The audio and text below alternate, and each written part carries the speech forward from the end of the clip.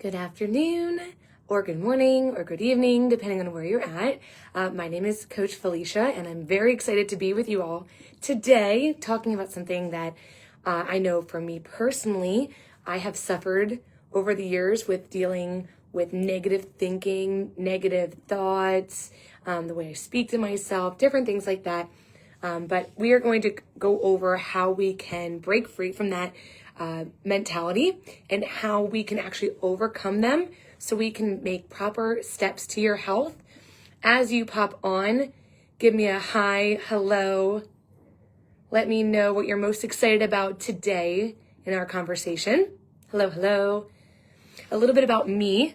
I have been a certified personal trainer and nutrition coach for going on 13 years now. I have loved every second of it. I most recently finished up taking a neuroscience class, believe it or not, because I think it's so interesting about the brain. And I definitely think it makes or breaks us at times. And you can do a lot by overcoming.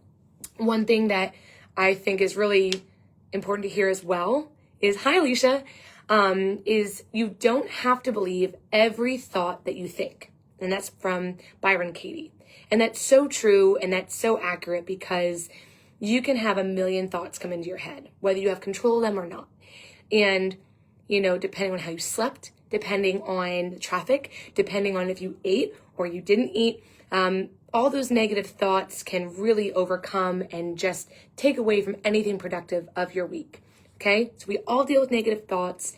It's all with being a part of being human. Okay?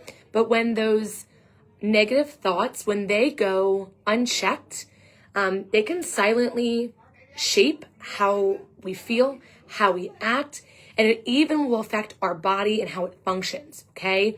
So we're going to unpack today how negative thoughts affect your physical, mental, and emotional health, and more importantly, way more importantly, how you can take back control, okay? So what is the purpose of today?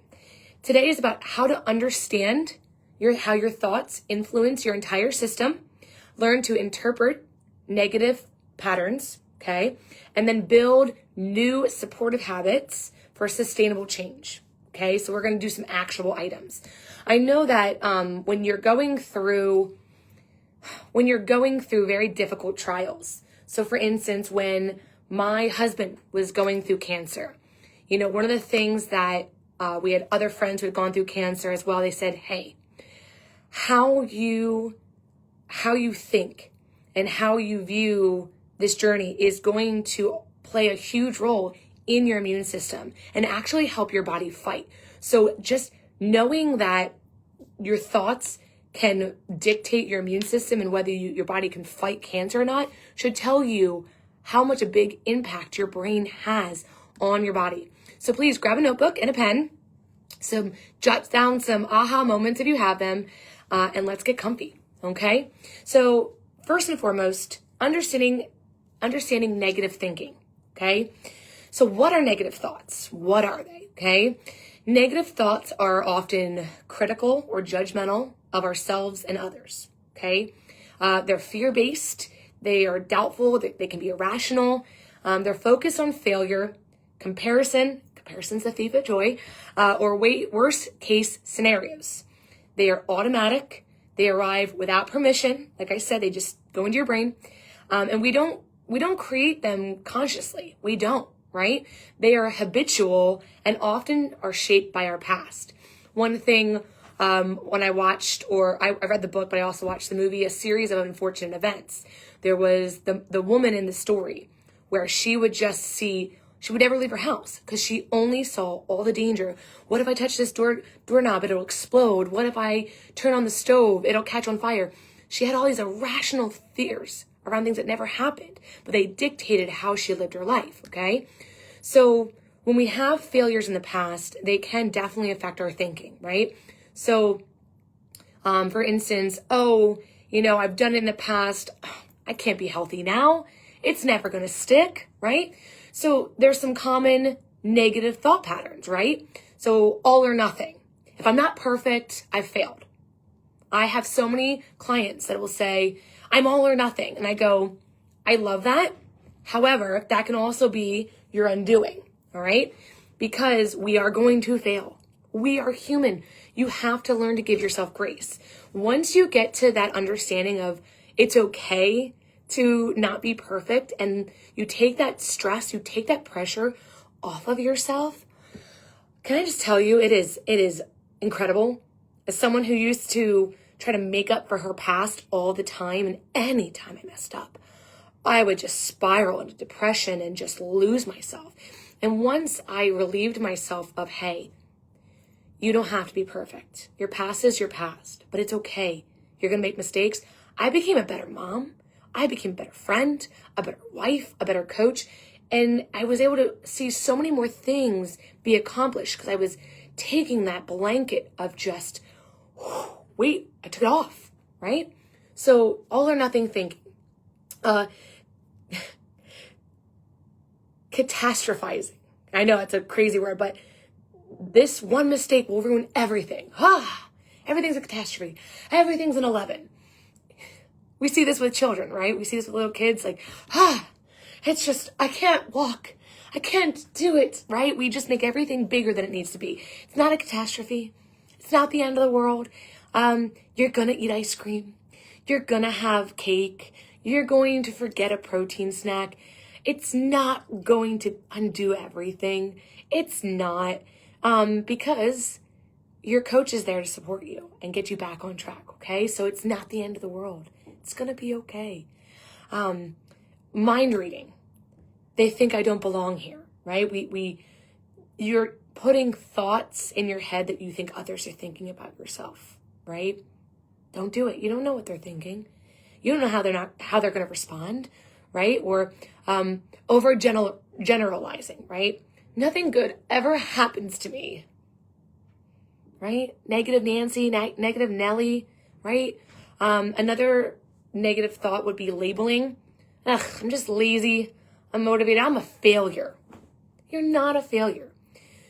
This is something that I'm currently teaching my oldest daughter right now. Unfortunately, I'll own it. She has seen me handle certain situations, not to the best of my ability. I have also grown over the years, and she is very much me. So it's like I'm coaching myself when I talk to her. And, when she made a mistake, okay, my girl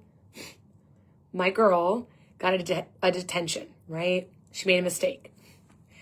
And just seeing her beat herself up and saying, I'm a bad kid, I'm a failure. And I just held her and I just let her cry. And I just said to her, like, hey, you made a mistake.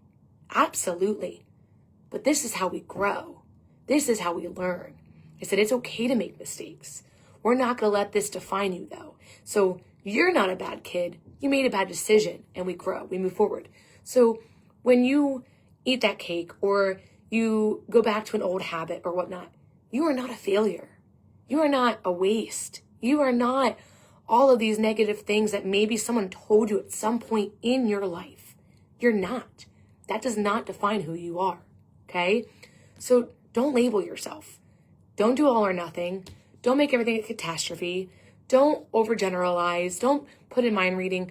We have to learn to change our brain, and you can, okay?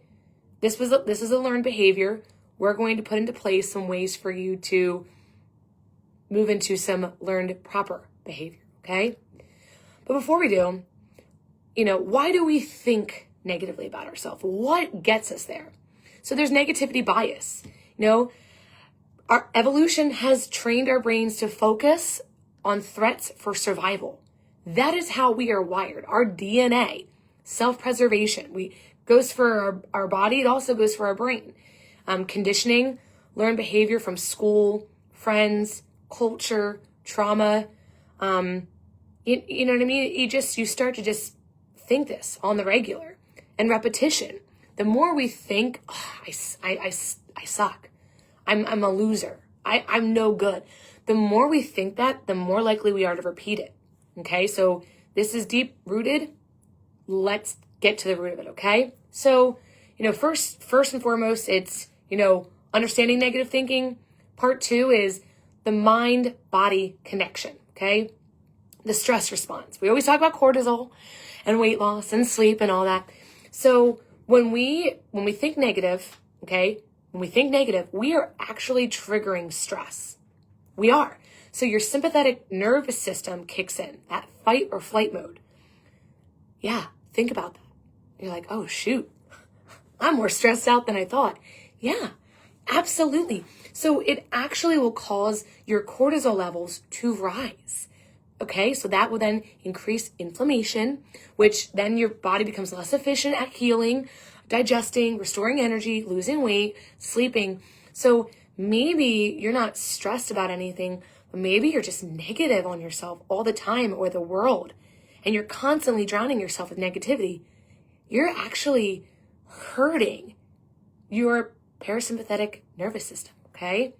So again, chronic stress cycle, negative thoughts, stress response, physical toll, more stress. Okay, so again, negative stress, physical toll, more stress. And then go in a cycle.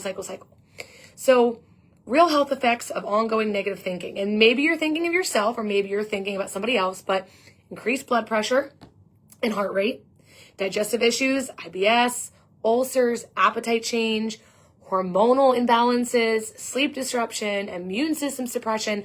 Guys, that is literally tied to how you think, right? You might be like, man, this is eye-opening. It is. It is. And a lot of us do it because that's how we're just wired that way, unfortunately. Sleep and recovery. Negative self-talk at night keeps the brain on high alert. Okay? Insomnia. Poor sleep equals increased anxiety, poor decision-making, and emotional reactivity. Okay? So I want you to think about this, okay? Just ask yourself this. Can you recall a time when your thoughts left you mentally drained, even if you did nothing physically demanding that day? What was your body trying to tell you? Think about that. If you're just drained all the time, think about it. It's not always going to be from exercise, okay? So we're going to dive a little deeper. I know I shared some stories about my daughter. We are going to talk about the emotional and mental health impact of negative thinking, okay? So negative thoughts will erode your self-esteem and your confidence. And I know a lot of people are like, yes, obviously. So I think it's really funny. My kids think I hung the moon, right? My oldest daughter is just like, Mom, you are so confident. You're this. Can I just be very honest with you? I was a fat and not attractive younger kid, and I was picked on so much as a child. I got called names. I was teased. I mean, I was really bullied, and it really hurt. And I didn't come from a lot of money, so I didn't have the best clothing, which made it even harder. And like that really hurt my confidence. So a lot of what, I give now, it is something that I have really worked hard on. And I'm not always going to be confident. I'm just not. We're going to have down days. But I'm always very careful to check my thoughts and check my reactions and check different things, because I know that confidence, my kids are looking at. Okay? They want to model that. So it's very important for me, even if I don't feel it, I'm going to portray it. So I keep those negative thoughts at bay. Negative thoughts not only mess with your self-esteem, they feed anxiety. They feed depression, emotional fatigue, right? I feel that deep in my chest when I talk about it. It's true. They make us feel helpless. These negative thoughts make us feel helpless, even when change is possible. There are times, and again, I have highs, I have lows. I'm a person, absolutely. And I coach all levels of health and wellness. And one thing I try to give to my clients who are going through very difficult trials is not always going to be, it's okay, just you got this, it'll be fine. Sometimes I go, you know what you're going through, that's tough. I'll be thinking of you, and I come from a place of love, and I try to help give some positive, just kind of love and encouragement, so that it puts their negative mindset more at ease. It's not always going to be go eat protein, go for a walk. We have to find ways to give ourselves help, but also know how to give help to others. So it's not always going to be rah rah. Sometimes it's just, hey, that stinks. I'm going to be there for you. I'm going to help you. Let's, get some sunshine, call it a day. Like you're not helpless, but at that point, just knowing someone's there, just be that love, be that arm, be that shoulder to cry on. Okay.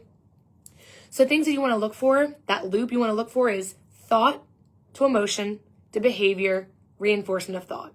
So instead of thinking, I failed, I'm a failure, I can't do this, why bother? And then you go eat everything in sight. You go, I messed up, but I have a great support system. They believe in me. My body deserves this because I am created awesome and I want this for myself, so I can do this. Change it. Change that thought behavior, okay? Start rewiring. And how do we start rewiring? We start rewiring with awareness, being aware, not just coasting, not just checking out. Like, you might have to take brain breaks and check in with yourself, just like you would for a friend, a spouse, a colleague, a child, right? Do that for yourself, okay? So I would like to share with you some practical tools that will help you reframe negative thinking and feel more in control, because that's super important, okay? Super important. So catch, challenge, change. CCC. Notice the thought, write this down, challenge it. Is it true? Is it helpful? Is there another way to see this? And then change it. What could I say to myself instead? So instead of saying, oh, I'm a failure, challenge it. Is that true? Are you a failure? No, you made one mistake or you got off. That's okay. But is it helpful? Okay, no, beating myself up is not helpful. Okay. So what's another way to see it? Hey, you know what? I got off, but thank God my coach sent me an assessment and then a follow-up email and got me back on track, or I posted that I was off in Elite and I posted about it, and then Alicia encouraged me, Dylan encouraged me, Annalie encouraged me, Laura, and whoever, right? And it got me back on track. Okay, so you're changing it. You're being honest with yourself. You're finding a new way around it. And what could you say to yourself instead? Instead of saying, I'm a failure, I suck, you can say, made a mistake, and then, but I know I can do better. So let's change. Just reframe it, okay? Here's an exercise I want you guys to do if you have the pen and paper with you. If you don't have it, that's okay. I want you to do it later. Write down a recent negative thought that you've had about yourself, and then write down a more compassionate, empowering version. So rewrite it. For me, with my daughter getting, detention, I took it really personally. I know I'm supposed to be above all this. I'm not. I'm human. I can own it. I was like, man, I am failing as a parent. I could cry right now. Sorry. This is me, genuinely. I am failing as a parent. Like, what did I do wrong that my child thought that this was okay to do, right? If you guys want to know what it was, she opened up a locker and took a magnet out for her friend and gave it to her friend. Yes, that's wrong. So I'm like, what did I do that she just thinks it's okay to open up her friend's locker, to take a magnet and give it to her other friend? Like, and I go, no, I'm not a failure. I can do better as a parent in these areas. And I name it and I map it out and I'm putting it into place. But it could be very easy just to go, woe is me. Where's my bottle of wine, which I don't drink wine, but where's my ice cream, whatever. It could be very easy. And as parents, guys, we are very hard on ourselves. Okay, we don't need any more negativity. So change it. More compassionate, more empowering, because my daughter's not going to get any better. I'm not going to get any better if I'm just negative. Okay, I want you to practice some positive self-talk. Okay, speak to yourself as you would a friend. I have a girlfriend of mine. Oh my word, she's a godsend. She constantly texts me in the morning. She's like, good morning, boss mama. I love you. You got this. And we have that conversation all the time. I love her. So how I talk to her is how I should talk to myself. It doesn't mean that you're prideful. Don't walk around thinking that like you're better than everyone. I'm not saying that, right? That's an extreme, okay? But, just speak to yourself in a place of love, compassion, okay? Instead of saying, I'll never get this right, try saying, I'm learning, I'm growing, progress takes time. Say it. I'm learning, I'm trying, progress takes time. And there's nothing wrong with that, okay? Affirmations are big. Snoop Dogg, if you want some really funny ones to listen to, Snoop Dogg does affirmations for kids, and it's amazing. But practice some affirmations. I am capable of change. I don't have to be perfect to be proud of myself. This moment is hard, but it's not permanent.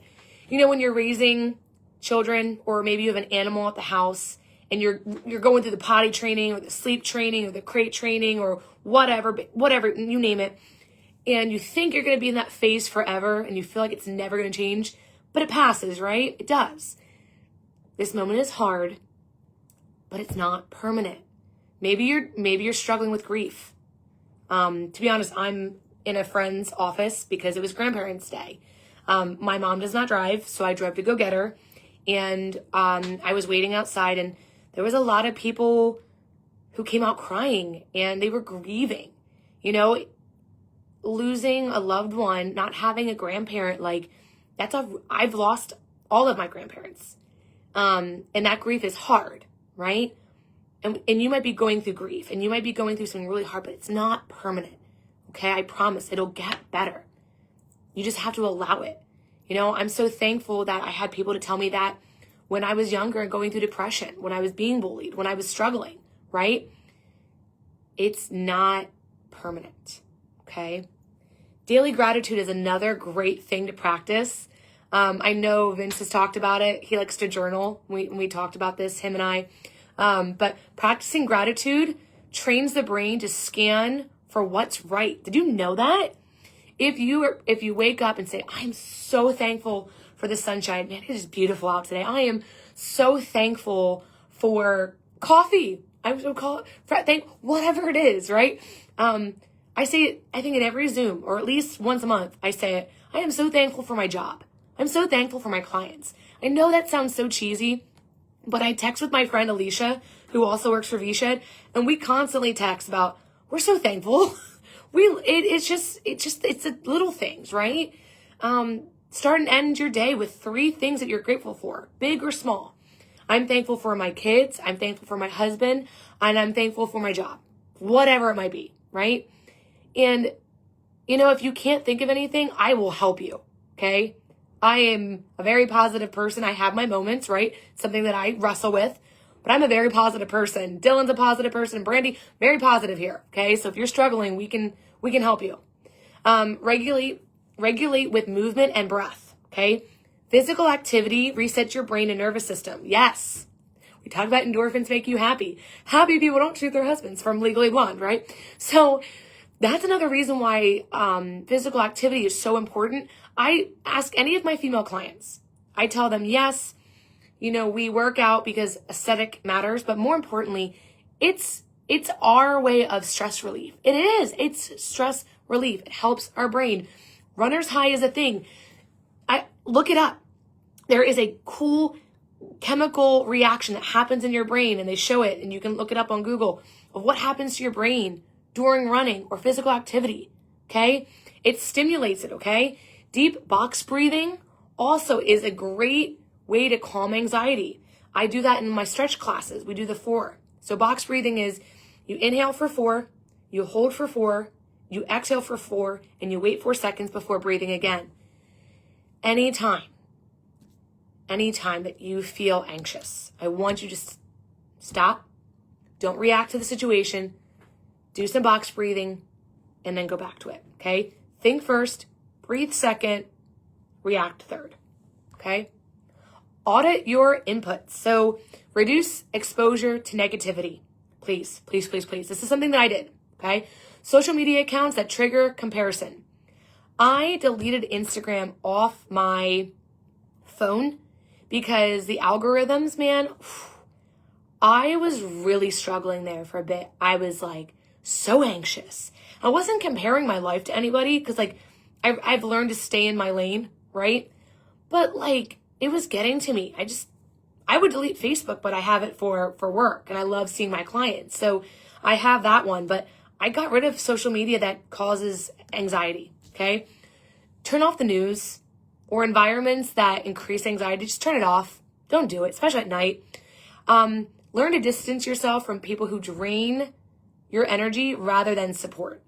I had this conversation actually, if she's listening, she was telling me that she was texting with someone and they're just so draining. And I'm like, yeah, learn to separate yourself. If they're bringing you down and they're negatively affecting you, distance yourself. I've had to do that. There are certain friends that I have that like, I have to give them 4 hours of my time. I don't have that, unfortunately. It's draining, right? So don't be mean, but you learn to just slowly reduce your time, okay? How to build long-term resilience is all about daily habits that rewire the brain. So journal, meditate, acts of kindness, and a routine. Straight, right down the line. So journaling will help you observe patterns and process emotions. Have emotional intelligence. Meditation or prayer, I don't want to offend anyone, but like meditation, prayer, that'll help train your brain to slow down and to refocus. Acts of kindness builds a connection and purpose. I loved when we did that pay it forward routine, or just holding open a door, doing something for others. Do it more than just at Christmas time. Do it more than at just one time a year. Like practicing giving to others is so, it makes you stop thinking about yourself. It really does change your perspective on life. It really is excellent. Do something nice for others, okay? And then make it a routine. Anchor your day with small habit rituals that will give you a sense of safety. So, if you wake up and you start with your gratitude, it's a great start to your day. That's a good anchor. And then you can build, how can I be kind? And then where can I meditate? Where can I pray? Maybe when I'm driving, maybe before I go to bed, maybe when I wake up, whatever. Find time, okay? Your mind is like a garden. Negative thoughts are weeds. Positive thoughts are seeds. Every day you choose what you water. Let me say that again. Your mind is a garden. Negative thoughts are weeds. Positive habits are seeds. Every day you choose what to water. I love that quote so much. You will have hard days. You will. The goal isn't perfection. It's awareness. We are not perfect. Trust me, we're not. And it's okay. The faster you notice your behaviors and your patterns of behaviors, the faster you can pivot. Okay? Ask yourself, is this thought going to help me grow or keep me stuck? Which one? That's something that I've done with work. I have such a great support system with my manager, social media as well. And they're just so positive. And the way that they get us to pivot and find ways to always just be to celebrate the wins and then go, here's areas of opportunity. Instead of saying, hey, here's your failures, it's here's your opportunities. That's what I say to my clients as well. Like, hey, you did 8 out of 10. That's amazing. Water was a little bit lower. That's going to be our area of opportunity of growth. That's it. It's not a failure. It's an area of opportunity. All right. So imagine the healthiest, strongest version of yourself. Imagine that. What kind of thoughts do they think each day? Okay. The healthiest person, the version of you. What is that version saying to themselves? What do they say to themselves when things get tough? Okay. They're not saying you're a failure. They're a failure. They're saying, this is hard, but I can do this. So I want you to choose one tool from today, one thing that I talked about, and I want you to see how you can implement it, whether it's journaling, meditation, prayer, whatever. Find one thing that you can do to change, to help yourself change. And then schedule 10 minutes daily to check in and reflect on where you're at in your day, where you're at in your thoughts. And be gentle. Be gentle and kind to yourself. All right? Last thing I'll say, and I appreciate everyone who's hopped on and listened, because I think this is very important for all of us, is I want you to think to yourself or write it down, what negative thought has been holding you back the most? What would be possible if you no longer believe that thought? And what can you do today to disrupt that pattern? So, again, Thank you for listening to me. I appreciate it. I'm going to post after this some highlights, some bonus ideas that you can use throughout your day, because I think this is a great action item for all of us, including myself, and I want you to take it with you. Tell me how I can help. Tell your coach how they can help you. Reach out. Maybe this really resonated with you today, and I hope it did. But if it didn't, and down the road, I want you to come back to this. I want you to be like, oh, Felicia talked about this. I didn't need it then. I need it now. Listen to it another time, all right? But please, please, please be kind to yourself. Change those patterns, and you're going to be amazing. You already are. It's progress, not perfection. Have a good one, everybody. Enjoy your Friday.